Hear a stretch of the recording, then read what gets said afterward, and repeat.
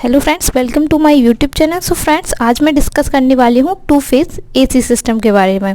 ये हमारा AC system का पार्ट है। मैंने इसका क्लासिफिकेशन इससे पहले वाली वीडियो में दे दिया है। अगर आपने हमारी वीडियो नहीं देखी है तो लिंक डिस्क्रिप्शन में है, जाकर देख लीजिए। तो चलिए फ्रेंड्स, देखते हैं इसके कितने पार्ट्स होते हैं। इसके 2 पार्ट्स होते हैं। तो पहला है 2 फेज 3 वायर सिस्टम, दूसरा 2 फेज 4 वायर सिस्टम। मैं इस वीडियो में इन दोनों की प्रूविंग कराने वाली हूँ। तो चलिए फ्रेंड्स, देखते हैं।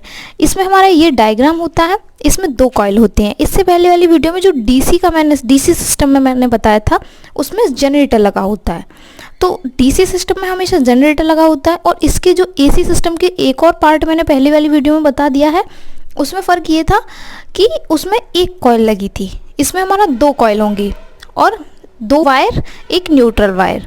तो ये हो गया। तो चलिए आगे देखते हैं। ये है I7 करंट, ये हो गया एरिया A7। क्यों 7 हमने इसलिए माना है क्योंकि इससे पहले वाली वीडियो में हमने A1, A2, A3 ये सभी हमने मान लिए थे। इसमें ये हो गया वोल्टेज Vm/√2। ये IRMS के प्रोसेस से आया है, तो ये Vm/√2। Vm is equal to मान लिया VDC, तो VDC हो गया। चलिए देखते हैं। तो VRMS is equal to Vm/√2। तो Vm इज इक्वल टू हमने माना है VDC, यहाँ पर देखिए, तो इसलिए हमने VDC लिख दिया। अब है हमारा पावर। तो पावर निकालने के लिए हमें होता है VI cos phi, क्योंकि ये AC है इसलिए cos phi लगाएंगे। अगर AC नहीं होता, DC होती, तो हम cos phi नहीं लगाते, ओनली VI। ओके, तो अब P is equal to VRMS is equal to VDC/√2 यहाँ हमने निकाल लिया है। तो यहाँ हमने निकाल लिया है, इसलिए हमने यहाँ वैल्यू पुट कर देंगे। अब आया हमारा I7 हो गया। अब है cos phi, तो यहाँ से हमें I7 की वैल्यू निकालनी है। I7 की वैल्यू निकालने के लिए हम ये सब इधर ले जाएंगे, ये इधर। तो चलिए देखते हैं। I7 ये हो गया √2, क्योंकि ये डिवाइड में है, इनटू में चला गया, एंड VDC cos phi। अब हम निकालेंगे लॉसेस। तो लॉसेस निकालने के लिए हमें I की ज़रूरत होती है और रेजिस्टेंस की। तो रेजिस्टेंस इज इक्वल टू होता है हमारा ρL/A। तो ये हम जानते हैं ऑलरेडी। तो लॉसेस है WI²R। तो I² हमारा I7 है, I7 ले लिया। 2 हमने इसलिए इनटू किया क्योंकि हमारे 2 वायर हैं।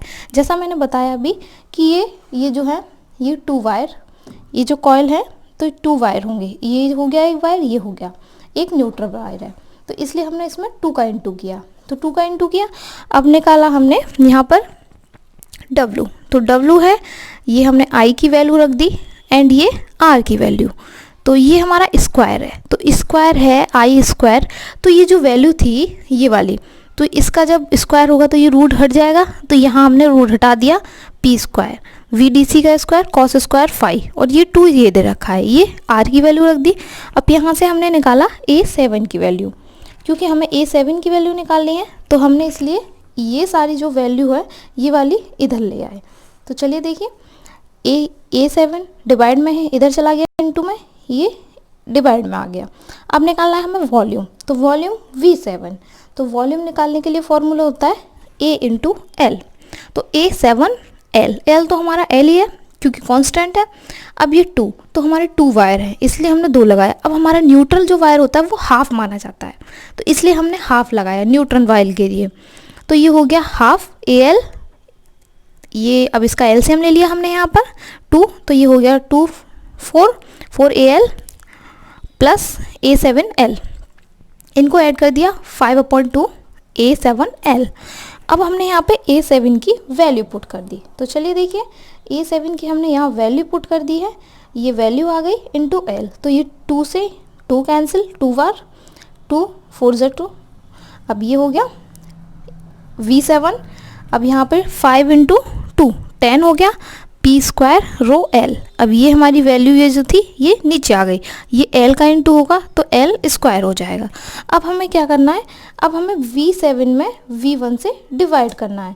तो V7 में V1 से डिवाइड करने के लिए हमें क्या करना होगा, ये जो पहले जो हमने V7 की वैल्यू निकाली है, अब V7 की वैल्यू तो हमने अभी निकाल ली, V1 की वैल्यू हमने पहले ही निकाल रखी है, तो हम दोबारा नहीं निकालेंगे, तो हम डायरेक्ट ही इसकी वैल्यू रख देंगे। तो देखिए हमने इसमें वैल्यू रख दी है ये V7 की। अब ये V7 की वैल्यू रखी तो अब ये डिवाइड में है, तो जब ये डिवाइड में है, जब ये इनटू में जाएगी तो ये वैल्यू पलट जाएगी इनटू में जाने के लिए, तो अब हम इसे पलट देंगे। तो देखिए आगे हम दिखाते हैं। अब ये देखिए इसमें वैल्यू पलट गई, तो ये V7 अपॉन V1, तो V1 हो गया। अब ये हमारी वैल्यू कट रही है, तो W से W, VDC square VDC square, 4 cut रहा है 2 से, तो 2 से ये 4 बार ये कट गया। अब ये P square L square rho, and ये कट गया 5 बार 2 से, ठीक है।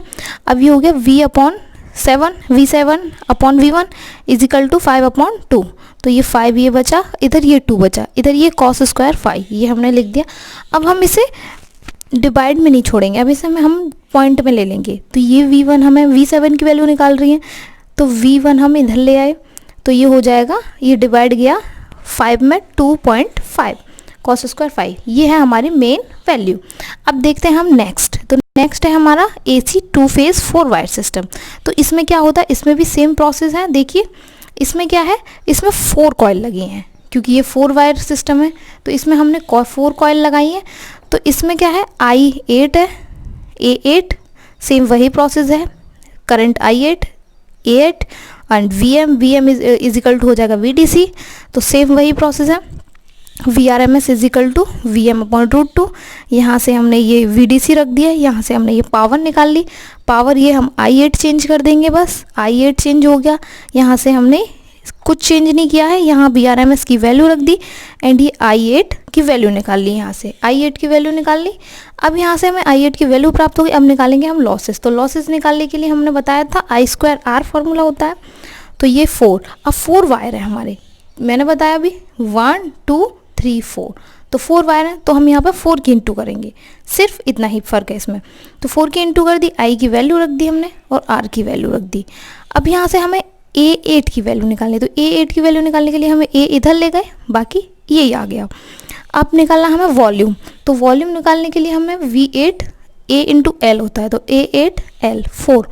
अब ये A8 की वैल्यू रख दी एंड L ये रख दिया। देखिए अब ये हमें क्या करना है, इनकी इंटू करनी है, तो इंटू करने हमारी ये वैल्यू मिल गई, देखिए ये हो गई। अब हमें क्या करना है, V8 अपॉन V1, तो हमें सभी में V1 से डिवाइड करना है। तो अब V1 से डिवाइड करने के लिए हमें वो वैल्यू पलटनी पड़ेगी, तो ये वैल्यू मैंने डायरेक्ट पलट दी है। W से W कैंसिल, VD स्क्वायर से VD स्क्वायर, कॉस स्क्वायर तो यहाँ है नहीं, तो कॉस स्क्वायर नहीं कटेगा। 4 से ये 4 से ये कट गया 32 8 बार।